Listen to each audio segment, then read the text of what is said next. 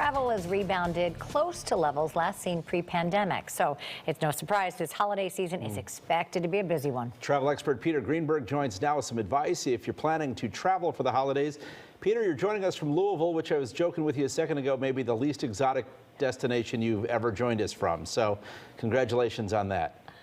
Thank you so much. Alrighty, so folks who have not yet purchased their Christmas travel, are they just too late? Are there some less bad options in terms of price? Well, you said it right, less bad, because airfares have been increasing at the rate of about 4% a week. They're already for Thanksgiving 21 to 25% more than they were last year, but Christmas is the bad news one, up to 45% more than last year. Now, obviously, if you can stagger your departure and stagger your return, you have a better chance. But in that window between the 15th of December and the 2nd or 3rd of January, you can expect to pay a whole lot more if you're flying within the United States. And do you expect that to continue, or is there some sweet spot for waiting later and there might be some deals? There are actually two sweet spots. They're called the dead weeks. They've been the dead weeks ever since they've done commercial aviation. It's the week immediately following Thanksgiving and the week immediately following Christmas, where people are just recovering from the holidays. So you want to do turkey a week later, you're going to save a lot of money. If you want to recover from the New Year's holiday somewhere else, you'll be saving a lot of money as well. What about the cruising industry? Are they back to full steam ahead? They're not back to full steam ahead, but there are discounts galore. There are over 1,500 itineraries on cruise lines right now where the average nightly rate for your cabin is less than $100. You can't afford to wake up in Schaumburg for that. So the bottom line is book it now, because they are filling up on those rates. Because imagine the average here, less than $100 a night, including all of your meals. That is not a bad deal. I imagine some people are still worried about COVID, and we've already been warned that there's going to be a resurgence in cases as we go toward the holidays. I bet that's keeping people from booking cruises, especially. It may, but remember this, the facts are the facts. The largest number of outbreaks we've ever seen on a cruise ship in the last year were 48 cases on a ship that held about 4,300 people. That's an incident rate of 1.5%. If you had that in Chicago, you'd throw a party.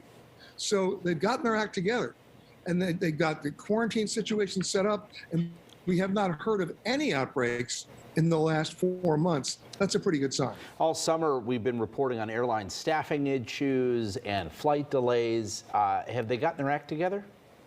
They have not. We're still seeing major staff shortages.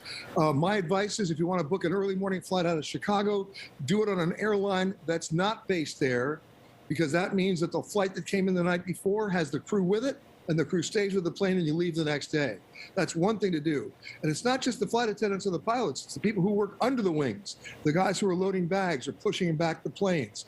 There's a big shortage there as well. We won't see that really taken care of until the first quarter, maybe to the second quarter of 2023.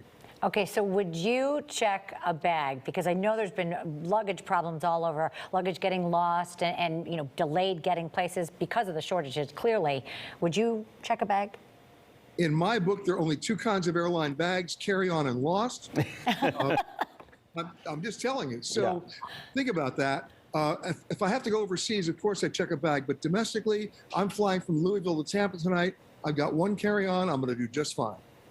And that's just fine. Are there any locations that are better than others in the U.S. for holiday travel, or spring break travel, for example? Areas that maybe people don't think about? Well, sure, but the question is, why are you going to go to travel? You're going to get a suntan? Well, there's not exactly a news bulletin there where everybody wants to go. But if you're looking to get away and have some peace and quiet and enjoy the outdoors, there are plenty of places not far from Chicago that'll do that job, even in the middle of winter. I spent 5 years in Madison, Wisconsin. I had a great time. So the bottom line is be clear with yourself as to what you want to accomplish on your trip, then pick your destination accordingly. Peoria doesn't have the same panache as Panama, though. All right, Peter Greenberg joining us live from Louisville. Safe travels. We appreciate it. You got it, guys. And you can listen to Peter on WGN Radio Saturdays at 11 a.m. or check out his website, petergreenberg.com, for more travel advice. And as always, pack patience, right? That's what we need most.